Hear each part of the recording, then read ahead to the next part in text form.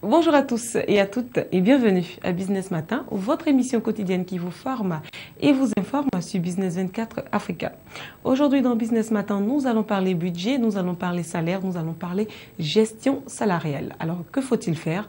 Pour cela, je suis en compagnie d'un expert en gestion salariale, j'ai envie de dire, qui n'est d'autre que Monsieur Yao Félix. Vous voulez savoir ce qui va se passer dans cette émission? Il vous suffira tout simplement de ne pas bouger et de suivre la suite.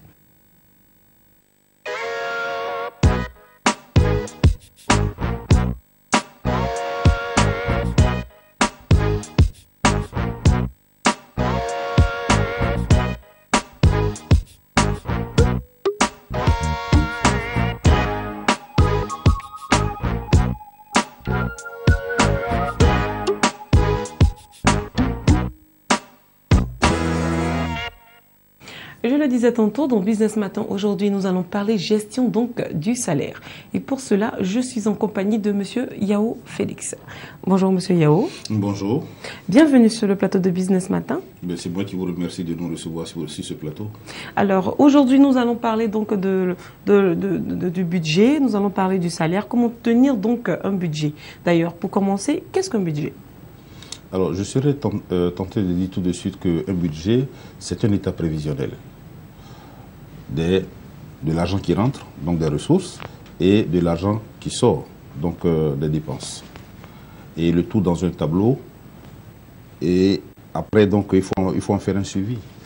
Alors, pourquoi donc le budget doit-il être équilibré? Pourquoi? La réponse est toute simple. Si vous n'avez pas un budget équilibré, ça veut dire d'abord quoi un budget équilibré? Cela voudrait dire que vous ne dépensez pas plus que vous ne gagnez. Alors le budget est équilibré. On va aller avec des exemples de façon très pratique. Quelqu'un qui a 250 000 francs, s'il dépense moins de 250 000 francs ou il dépense juste 250 000 francs, on dira que son budget est équilibré. Mais s'il a 250 000 francs et qu'il a des dépenses qui vont dans l'ordre de 350 000 francs, on dira que son budget est déséquilibré. D'accord. Alors donc pourquoi doit-on avoir un budget équilibré? Alors si vous n'avez pas un budget équilibré, je veux dire que la seule alternative qui s'offre à vous immédiatement, c'est l'endettement. C'est l'endettement. Ou je veux dire c'est la réduction de votre épargne si vous en avez. Et comme ce n'est pas toujours le cas, alors on va se retrouver dans un système d'endettement. L'endettement peut être de type bancaire, donc ça peut être une histoire de découvert. Ça peut être une histoire de prêt personnel, mais ça peut être également, je veux dire, des prêts non bancaires.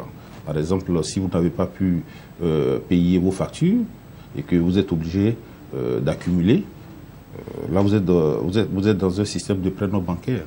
Il vous faudra négocier. Alors pourquoi est-ce si difficile justement de faire moins de dépenses? Mais vous savez, les raisons sont multiples. Il y a d'abord, je veux dire, la difficulté que nous avons à faire une différence entre nos envies, nos besoins et les priorités. Ça, c'est le premier élément. Le second, c'est la pression sociale elle-même. Les sollicitations, on ne peut finir. Pour la petite anecdote, tout le monde sait quand est-ce que les virements sont faits. C'est-à-dire même ceux qui ne travaillent pas, c'est eux qui rappellent très souvent à ceux qui travaillent que les virements ont été faits. Et donc, autour de ce petit salaire-là, tout le monde est greffé là-dessus. Que ce soit les parents au village, que ce soit les cousins en ville, que ce soit au sein de la famille, au sein donc de la famille nucléaire. Donc, comprenez que la pression elle-même, pression sociale, sous-entend, est un facteur déterminant dans la difficulté que nous avons à gérer effectivement nos budgets. Et puis, je serais tenté, effectivement, de compléter un troisième élément pour dire que, à la vérité, quand vous ne savez pas aussi dire non quand il le faut, il va sans dire que vous allez vous mettre à la disposition de tout le monde et à tout moment, et vous risquez de passer à côté de l'essentiel, donc de faire face aux besoins. Alors, avec toutes ces informations que vous venez de nous donner, je suis tentée donc de vous poser la question de savoir comment tenir son budget. Alors, d'abord, comme je l'ai défini tantôt, le budget est prévisionnel. Il ne faut pas attendre à la fin du mois pour faire un budget. on fait le budget longtemps avant, puisque c'est une prévision. Et quand la fin du mois arrive, c'est juste pour exécuter le budget, c'est-à-dire on va prendre, tout est déjà annoté, et puis bon, on commence à faire le dispatching. Ok? Cela voudrait également dire qu'il y a un suivi. Parce que si vous ne faites pas de suivi, il vous sera difficile effectivement de faire des réaménagements. Parce qu'un budget n'est pas statique dans le temps. Il peut évoluer. Vous imaginez que quand vous êtes à 3, l'argent pour la popote, ça sera différent. Je veux dire, de la présence de plus de 5 personnes. Donc, ce sont des choses qu'il faut pouvoir moduler. Il faut notamment également, je veux dire, faire attention aux différentes dépenses, savoir quelle est la priorité, parce qu'il faut pouvoir faire une priorisation au niveau des dépenses. Voilà. Donc ça, ce sont des éléments qu'il faut regarder très souvent et de façon très pointue. Surtout que quand vous regardez, je veux dire, les dépenses, la liste est longue. Or, les entrées, souvent c'est une seule ligne. C'est soit le salaire pour le fonctionnaire. Or, les dépenses, il y en a par milliers, je dirais par centaines. Par centaines. Et si vous ne faites pas donc attention à tous ces éléments, vous risquez d'aller dans le décor. Nous rappelons justement à tous nos téléspectateurs qui nous suivent d'un peu partout dans le monde qu'aujourd'hui, dans Business Matin, nous parlons donc de la gestion du salaire, de la gestion du budget. Et pour cela, je suis en compagnie de M. Yao Félix. Alors, M. Yao Félix, vous êtes venu avec 2 documents. Le premier qui représente donc la finance personnelle. Est-ce que vous pouvez nous en dire un peu plus? La finance personnelle, c'est votre argent au quotidien. Et nous estimons que pour une meilleure gestion de cette finance-là, vous avez besoin de savoir un certain nombre de choses. Donc il y a des astuces, il y a effectivement une pratique, une bonne pratique qu'il faut faire, qu'il faut observer si effectivement vous voulez gérer au mieux vos ressources. Alors pourquoi donc avez-vous conçu ce document? Alors nous l'avons fait simplement parce que vous savez, la gestion, la bonne des ressources de nos ressources n'est pas la chose la mieux partagée. C'est tout à fait naturel. Vous savez, à l'école, on vous a donné donc, je veux dire, la qualité de l'enseignement pour vous permettre aujourd'hui d'être, par exemple, journaliste, l'autre professeur, etc. Mais à la vérité, ça c'est une formation académique. Ensuite, vous avez eu la chance de rentrer certainement dans une école de formation pour devenir journaliste. Donc là, il y a la formation professionnelle. Mais est-ce que on vous a une fois dit à l'école, on vous a une fois enseigné à l'école comment vous devriez dépenser le salaire que vous allez avoir un jour? Ça, ce sont des choses qu'on n'enseigne pas. Et nous avons constaté que nombreux sont ceux qui ont des difficultés effectivement à gérer l'argent. Parce que nous ne sommes pas toujours préparés à le recevoir. Il était bon que nous puissions donc produire un guide pour permettre à chacun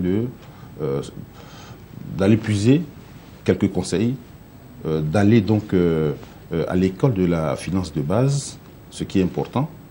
Et voici ce qui justifie donc, je vais dire, la mise sur le marché de ce document.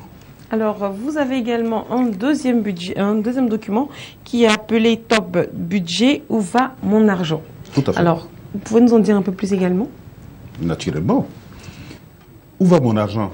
Ça, c'est une question qu'il faut pouvoir se poser régulièrement. Est-ce que nous nous posons régulièrement cette question selon vous? Bien malheureusement, non. Bien malheureusement, non. Nous avançons. On avance seulement, comme pour parler chez nous, Ivoiriens, on avance seulement. Et pourtant, il faut bien s'arrêter un jour pour regarder où va notre argent. Et si vous ne faites pas un suivi, je vais dire de façon régulière, si vous ne faites pas un budget, vous ne pourrez jamais savoir. OK? Vous savez, je vais partager avec vous un comportement que nous avons pu, je vais dire, identifier au niveau généralement des fonctionnaires. À la fin du mois, il se rend donc au guichet. Il prend donc son salaire. Quand il en ressort donc du guichet, son premier réflexe, c'est de s'asseoir dans le maquis le plus proche pour prendre donc juste une bière ou de la sucrerie Alors, vous savez, là, il va satisfaire à une envie qu'il va transformer en besoin. Parce qu'il s'est dit, j'ai fait le rang, je suis fatigué, il faut absolument que je m'offre quelque chose de bien glacé. Comme une envie en appelle toujours une autre, il est capable d'appeler des amis. Ça peut être au masculin comme au féminin. On va passer le temps là, on va dépenser. Or, ça, ce n'était pas prévu. C'est quand il va arriver à la maison qu'il va se rendre compte qu'il a en fait laissé une trentaine de mille dehors avant même de commencer effectivement à faire face aux besoins. Donc payer le loyer, la facture, et c'est là qu'on devient très nerveux. Et nous avons répertorié, je vais dire de façon exhaustive, les dépenses au quotidien, les dépenses auxquelles nous devons faire face chaque mois. Et de l'autre côté, nous avons identifié effectivement les sources de revenus. Et à travers comme donc voilà, mentionné dans ce document tout à fait, ici. Tout à fait. Et donc ce document vous permet chaque mois d'identifier donc l'argent qui rentre et en même temps de faire la ventilation au niveau de toutes les dépenses. Ce qui vous permet de savoir, en faisant donc le point, de savoir véritablement où est parti votre argent ce mois. Quel est le type de dépense qui a dévoré le plus votre argent, de sorte que vous soyez capable de prendre des décisions pour le mois qui va suivre. Et ce document vous permet donc d'aller sur les 12 mois de l'année, mais mieux, à la fin de l'année, de faire un bilan. De faire un bilan de santé financière. Combien sommes-nous à faire effectivement un bilan de santé financière chaque année? Ce ne sont pas les souhaits de bonne heureuse année, beaucoup d'argent, ce n'est pas ça qui va vous donner de l'argent. C'est la gestion avec beaucoup de rigueur de ce que vous recevez qui va vous permettre effectivement d'avoir de l'argent, d'économiser, donc de dépenser juste. Voilà. D'accord. Merci beaucoup, M. Yao Félix, de votre présence sur notre plateau. Merci encore de toutes ces informations que vous nous donnez, que vous concoctez pour nous et pour tous donc, nos téléspectateurs. Si vous avez justement envie de vous procurer ces documents, il vous suffira tout simplement de composer le numéro qui s'affiche maintenant juste au bas de votre écran et nous ferons donc une joie immense de répondre donc à vos besoins. Alors, M. Yao Félix, avant de nous quitter, quels conseils avez-vous justement pour tous les téléspectateurs, pour tous les salariés qui ont encore des soucis pour la gestion de leur budget? Alors, le premier conseil que je voudrais donc donner à tous ceux qui nous regardent en ce moment, c'est de dire qu'il ne faut pas dépenser plus qu'on reçoit. Ça, c'est le principe de base. Si vous avez un salaire de 100 000 francs, il faut vivre selon donc, je veux dire, vos possibilités. Donc, il faut éviter de vivre en regardant le voisin. Vous ne connaissez pas ses ressources, vous ne savez pas quelles sont les activités qu'il mène et donc quels sont les différents types de ressources qu'il a. Vivez selon vos possibilités, selon ce que vous gagnez. N'allez pas au-delà. Et il faut pouvoir établir une priorité au niveau donc de vos besoins. Il faut pouvoir faire la différence entre les envies et les besoins. Parce que c'est là que tout notre problème commence. En ne pouvant pas faire véritablement le distinguo entre envie et besoin, on risque effectivement de prioriser les envies et lorsque les besoins se pointent, alors nous sommes fragilisés et puis nous voici dans une situation où nous sommes obligés de nous endetter. Vous savez, certains vont au-delà. Je crois que nous aurons l'occasion peut-être d'en parler un jour. De revenir, voilà, de revenir là-dessus, parler soit du surendettement qui est réellement une situation qui fragilise, je veux dire, les fonctionnaires et agents de l'État de Côte d'Ivoire. Voilà. Qui sont pour, à grande majorité, parce que les taux sont effrayants, on aura l'occasion d'en parler. On aura justement l'occasion d'en revenir. Tout à fait. Ceux qui sont aujourd'hui au Mede Margouya. D'accord. Merci encore, M. Yao Félix, de votre présence sur notre plateau. Nous allons continuer Business Matin en recevant Alex Mokhtar dans le cadre de Panorama. A tout de suite.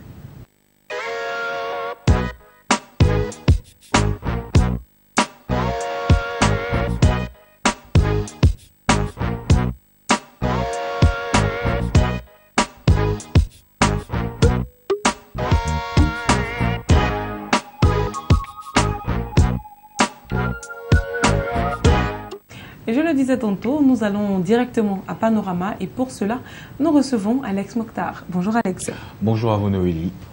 Alors Alex, qu'est-ce que vous avez comme information pour nous aujourd'hui? Alors aujourd'hui, on va s'intéresser donc au cours des matières premières agricoles qui, selon un récent rapport publié, donc devrait rester dans une tendance baissière d'ici à 2025. C'est-à-dire que, pour faire simple, ces matières premières agricoles là donc ne connaîtront pas une grande fluctuation au niveau de leur prix, tout simplement.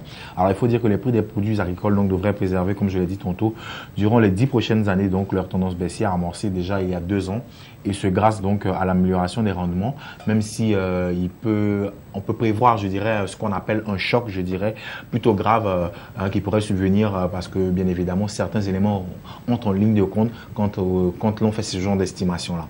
Alors, pour faire simple, il faut dire que les deux organisations que sont la FAO et l'OCDE prévoient une augmentation de la production grâce notamment à une hausse, on dira, des rendements en Asie, en Europe et en Amérique du Nord, et bien sûr à la conquête donc de nouvelles terres agricoles en Amérique du Sud, qui tout cela bien sûr conjugué à la baisse du coût des intrants et de l'énergie favorisera donc un prix stable, je dirais, donc des matières premières agricoles, parce que bien sûr le coût de ces matières premières là est fonction également de tout ce qui est intrants, je veux dire le coût des engrais, le coût de production, je dirais, de ces matières premières agricoles là, et bien sûr on a besoin d'énergie pour conditionner le tout parfois. Donc plus ces indicateurs là resteront stables, je dirais, alors les prix des matières premières agricoles donc ne connaîtront pas de fluctuations assez importantes.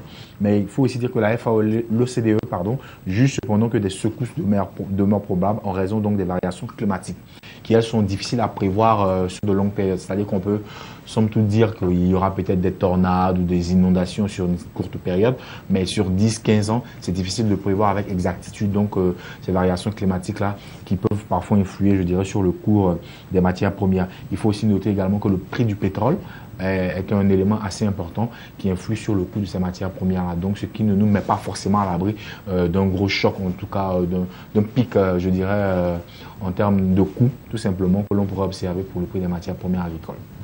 Merci beaucoup, Alex. Merci à tous et à tous nos téléspectateurs, justement, de toujours nous suivre, et ce, dans tous les 4 coins du monde. Si ce numéro vous a également intéressé comme moi et comme tous ceux qui ont été présents sur notre plateau, il vous suffira tout simplement de composer le numéro qui s'affiche maintenant juste au bas de votre écran. Nous nous ferons une joie incommensurable et immense de répondre à vos attentes. Sur ce, je vous souhaite une très bonne suite de programmes sur Business 24 Africa. Au revoir.